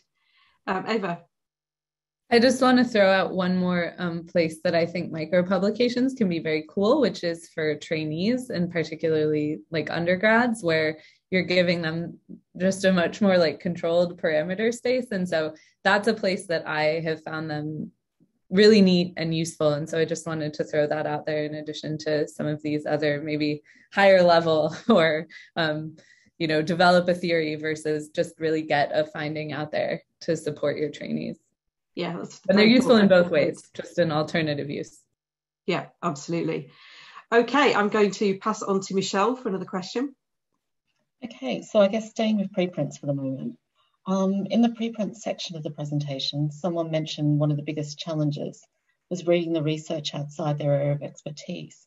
And I was just wondering if you could just tell me a little bit about that and how perhaps you might go about tackling that challenge.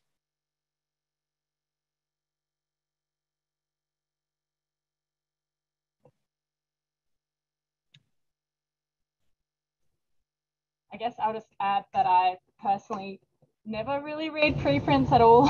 I just, I guess I trust when I'm actually reading a paper that it's been reviewed, and I kind of trust the reviewers for the most part. So if it was especially if it was outside my expertise in a preprint, I don't think I'd read it, to be honest.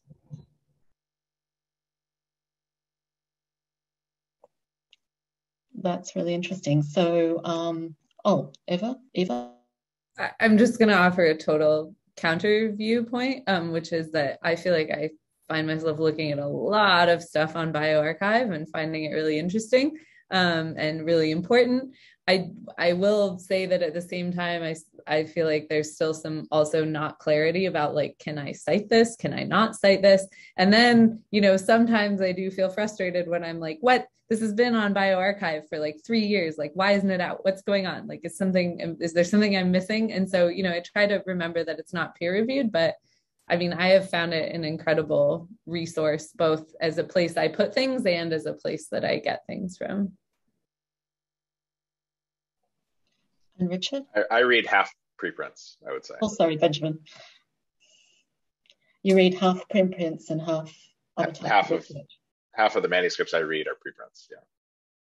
That's really I was just going to add a little bit of just on there, if it's been up there for 3 years issue, I think that does tell you something.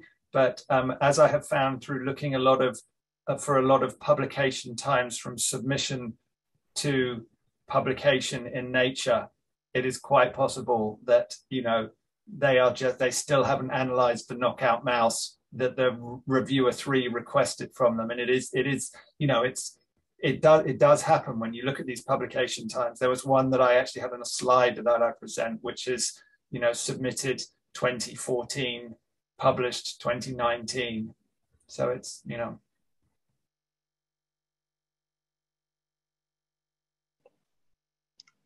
Okay, and Benjamin? Yeah, just another quick aside. I do really appreciate, I don't know when this happened, but bioRxiv started quickly populating the links to the published version of the paper. So that I'll always read that preferably if they both exist. But oftentimes I would discover the preprint actually, and I'd go to read that. So it's really nice that now that you can quickly go find the published version and read that instead. So that's sort of a nice thing that's been added. That's great. And Eva?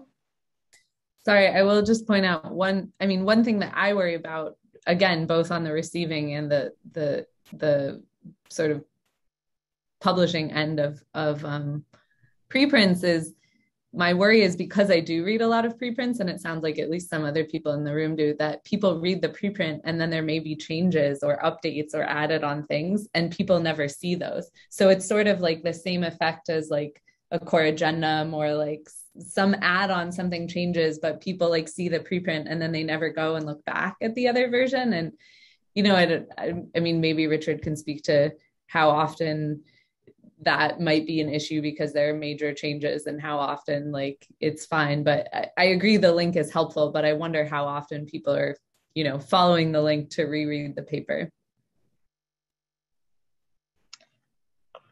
Did you want to say anything to that, Richard, or should we? No, we don't really have data. I guess the only thing is that, I know there are studies, and much as I do appreciate the importance of peer review, there are a number of studies that show that there aren't that many differences between archive papers and the published version. So. Fantastic. And Benjamin? Yeah, so I'm one of those people that might have only read the preprint. So if the paper then gets published, I often won't bother to actually read that version if I've already read the preprint. And I also know that some of my papers, they'll get cited in their preprint form, but even in a couple of examples I've seen where they were referencing in some way something that was true in the preprint, but wasn't really there in the published version. And so, I've seen this actually happening both ways. So it's something to consider. If you put out a preprint that you really care to get published, it should be in a pretty good form before you just slap it up there. Or that might be, the initial form might be all that some people will ever see. My colleague John is always fond of referring to preprints as the director's cut, which I think is a nice analogy, but I always point out to him that there's a lot of director's cuts of movies that are really bloated and long, and you think, thank God there was an editor before you saw the final version. So, it varies. Yeah, just in defense of peer review, in my experience, the papers that I have had that go through peer review are better in the end. Oftentimes it might not be big differences. And certainly there were a couple of negative peer review experiences in there. But as a whole, that institution has made my papers better. And so, it has value. It's good to hear. And Raymond? Yeah, I would also note that probably a lot of the preprints are shorter because they want to be published in a magazine afterwards. If if you wouldn't know this in advance, you would just have longer and longer papers. I'm also, by the way, reading a lot of preprints. I'm currently working in quantum computing, which is a field that moves very fast at the moment, and a lot of it is just communication via preprints and archive. And yeah, but you still want to have it published. And then there are like sometimes papers where it's really, I don't know, like especially large places like Google and NASA started putting out, which is more of a protocol of what they worked on. And then you have like a 60-page paper and you're like, who's ever going to read this? It's impossible. But you could always, the problem with this is like in a 60-page paper, everything could be in there. And if you just cite it, like who's going to check this? It's a real problem, I think, if you have so long papers. Mm-hmm. Okay, if there's nothing else on this topic, I think timing-wise, that works very nicely to hand to Richard. Yeah, well, I think so. We have about 10 minutes left. Is that correct? So I guess some brief answers on this one, I guess. But one of the things that I've heard from journal editors, and I've also heard from authors who are very glad about this, was that in the course of the pandemic, people realized that a lot of the revisions that they were requesting of authors were not possible. You know, that go back and do more experiments was not going to be possible if your lab was closed because you're in lockdown. And so there was I think in a number of journals there was a conscious effort to tell referees and to limit those kinds of requests. So I'm interested if any of you experienced that and whether your response was, why can't it be like this all the time? So maybe starting with Sammy. Yeah, it's funny. I'm actually currently reviewing a paper that says, sorry, like we didn't get a big enough sample size because of the COVID-19 pandemic. But like in my field, like it's always been like that because you're like limited by the animals that you get in the field. Like you are never going to get the sample size you want. And I've published papers with sample size of 4 animals tagged because that's all we got. And some people review it like, why didn't you get more? And I'm like, animals don't cooperate how you want them to. So I think having that understanding more so because of the pandemic is great for me because that's kind of how my field's always been. And in reviewing that paper, I'm really understanding that they only have a sample size of 2 or something, but they still find something new that's worth publishing. That's very interesting because a kind of a different version of that in the field I'm most familiar with, which is molecular biology, is that the lament that's routinely cited is that somebody does a whole bunch of biochemistry and in vitro work. The reviewer then demands that there's something in vivo done in a mouse, and then the other person comes along and goes, okay, this is the point at which the experiment is now underpowered because there's no way you're going to be able to use enough animals. So it's kind of interesting. It's almost the flip side of what you're talking about. So has anybody else experienced something similar? I see some nods, but no hands.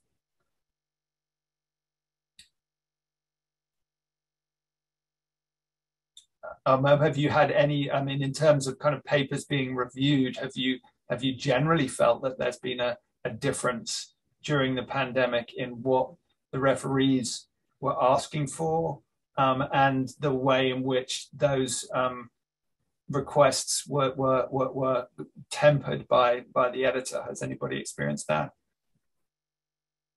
Was this addressed to me specifically? Sorry, I didn't. No, to anyone, but go ahead, Roman. But yeah, I wasn't sure if you said Roman at the beginning of the sentence. Sorry. In my field, it was just the same. I think this is also related to the fact that, well, as I mentioned, I work in theory, so we're mostly doing pen and paper work plus numerical simulations.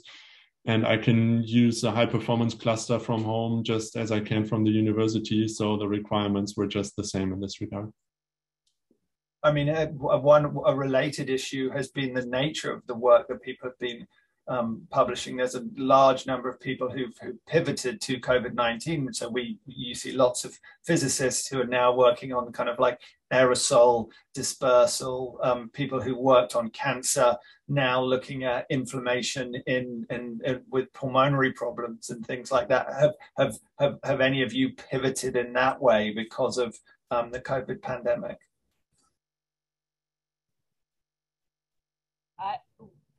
I just add that for me it was really great because I didn't have any field work, so I had like a backlog of papers I could work on that because I just have like 6 months of the year sometimes I'll be in the field. So now I finished up all my papers, so I finally actually feel caught up, which is kind of nice.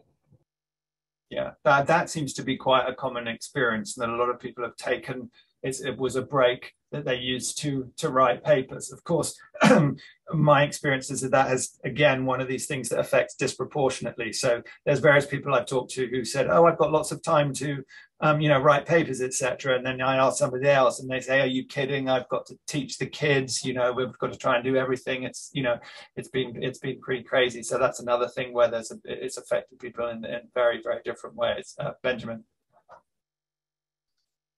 On the getting pulled into COVID question, so I very intentionally resisted that possibility. As we've seen in COVID, there was the initial massively oversubscribed field of COVID modeling, and there really was little to no value in the 1,000th COVID modeling study. They were all kind of wrong in the same way. You delta happened. Well, all the models were wrong because they didn't have delta in them. It doesn't matter how good your model was. But that was an intentional issue. There was this pull. And so I have a friend who was an epidemiologist who was telling me at the beginning that similarly, all my colleagues are studying COVID now. I'm not going to do it. And then she got a grant from the CDC, and now she's like studying COVID all the time. So there's, intention, and then the pushes and pulls of reality and funding.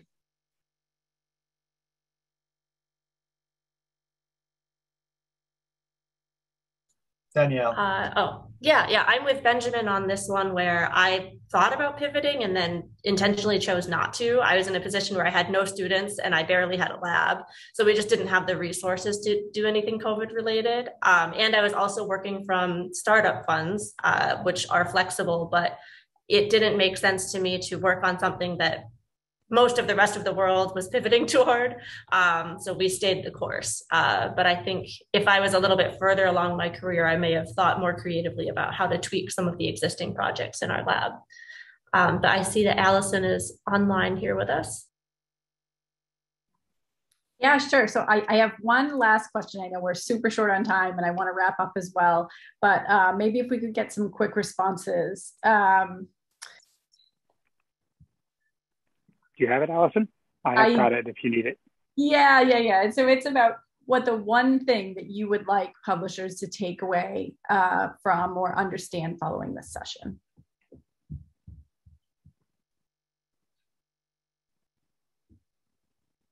Benjamin? Oh, you're muted. Don't require stringent formats at initial submission. Just allow initial submission, evaluate it, and then if we get into the process, we'll format it for you later. Okay, Roman? Yeah, definitely what Benjamin said, just make the submission process as easy as possible. And also for the review process, allowing like a peek at the abstract, or so I had to review papers where I only had the title and then the paper turned out to be very different from what I expected. This can be very, tough. Mm-hmm. Okay. Any last thoughts on that before we wrap up here? Danielle. Yeah, I think handling manuscripts with care from beginning to end is just really important. So that goes back to what Benjamin and Roman said about initial submission, but also making sure that editors moderate reviewers, because I think Benjamin and Eva mentioned possibly having some bad review experiences. I've had bad review experience. So I think tempering that is really important. And then, the advertising at the end is also important. So it's kind of this whole trajectory and just having the whole thing handled with care. Excellent. Well, thank you. And of course, publishers are listening. So great. I have a question for the publishers. How do they develop editors that actually manage the reviews in a way that's positive? And because that's a hard job. You get reviews, one of them is over the line, but often these editors themselves are just academics that are elevated to these positions. Is there training to do that? This is probably an impossible question to answer here, but it's something that I wonder about. Well, yeah, so the quick answer is yes. There is. They're trained. I think, for professional editors, like if you work at somewhere like Cell or Nature or Science, and where you come in to be a paid professional editor, you go through extensive training, you have mentors, you handle papers with other people to get to the point where you can make decisions on your own. Often even then you have pools where you discuss with your colleagues. I think it's a bit more informal with academic editors, where it tends to be people who have a good track record of reviewing, have been on editorial boards, and then people sort of say, maybe they'll make a good editor, so it's less formal, but that's generally the process. And I think there are team efforts as well. So on a journal, the editors will meet and share their decisions, because one of the things you do want is to get consistency across the editors so that you're setting the same threshold and the same rules for articles that are accepted. So there's quite a team effort as well behind the scenes. And there's some comments coming through the chat as well from publishers who are in the audience. Yeah, great. Well, please check out the chat to see those, and we will wrap up now. We want to be respectful of your time. So thank you so very much for sharing your time with us today. We certainly appreciate all the important contributions from John, as well as from all of the researchers who prepared and participated in the study, as well as the researchers who participated today. And we also are very thankful to all of the publisher discussants, and also for everyone who joined and asked such great questions. So we hope you stay healthy and well, and we hope to see you at the next event. So do keep an eye on your inbox. And thank you, and goodbye for now.